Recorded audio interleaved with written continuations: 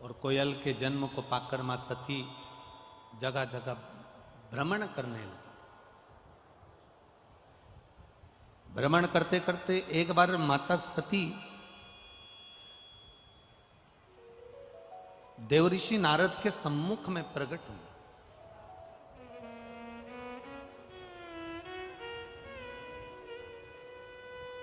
और देवऋषि नारद ने जब माता सती को देखा तो माता सती से कहा, सती मां को नमन कर कर कहा कि एक छोटी सी गलती सती माता तुमने कर ली। एक तो अपने पति के सामने जाकर झूठ बोल दी, दूसरा सीता जी बनकर राम जी की परीक्षा ले ली, तीसरा अपने पिता के घर में यज्ञ में तुम बिना बुलाए चली गई, और चौथा जो गलती तुमने करी है वो गलती सबसे प्रबल गलती है करी कि उस यज्ञ की अग्नि में, यज्ञ के कुंड में तुम कूद कर अपने प्राणों को त्याग दिया। उस यज्ञ की अग्नि में तुमने अपने प्राणों को त्याग दिया, उस यज्ञ की अग्नि में तुम अपने प्राणों को छोड़ दिया। अब थोड़ा सा ध्यान लगाना, ये जितनी माताएं बैठी हैं, जितने भाई बैठे हैं,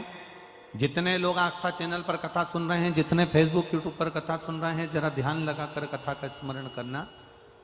सती मैया के जन्म से पहले, पार्वती जी के जन्म से पहले जितने जितने जन्म माता पार्वती के हुए हैं,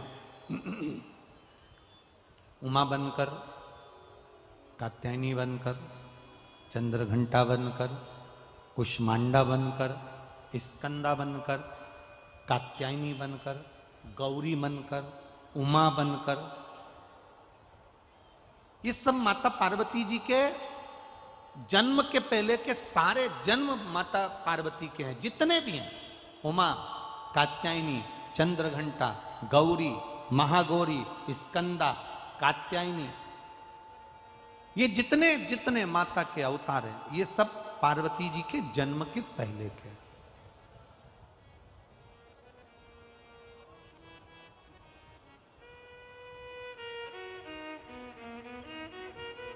सती मैया के भीतर ये भाव जागृत हो गया, माता सती के अंदर ये भाव जागृत हो गया। देवऋषि नारद से कहा कि मैं 51 ये जितने जन्म मैंने लिए हैं 50 जन्म में ले चुकी हूं, और पार्वती का जो मेरा जन्म होगा वो 51वें नंबर का होगा। कुछ ऐसी कृपा कर दीजिए कि मेरी मांग का जो सिंदूर है वो अखंड रहे, और बार बार मुझे इस शरीर को छोड़ना ना पड़े, इस शरीर से मेरे बार बार ये शरीर मेरा छूटे ना। ऐसी ऐसी कुछ कृपा, ऐसी कुछ दया, ऐसी कुछ करुणा हो जाए।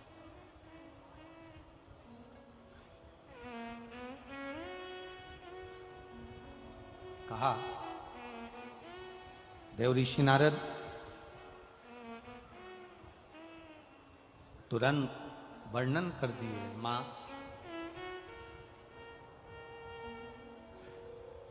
जब तुम्हारे चित्त में, जब तुम्हारे भाव में, तुम्हारे हृदय में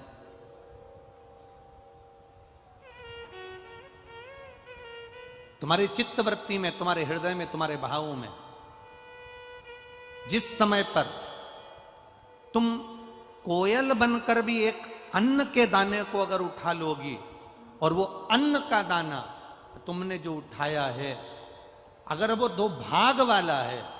वो अन्न के दाने में अगर 2 भाग हैं जिसको तुमने उठाया, और वो अन्न का दाना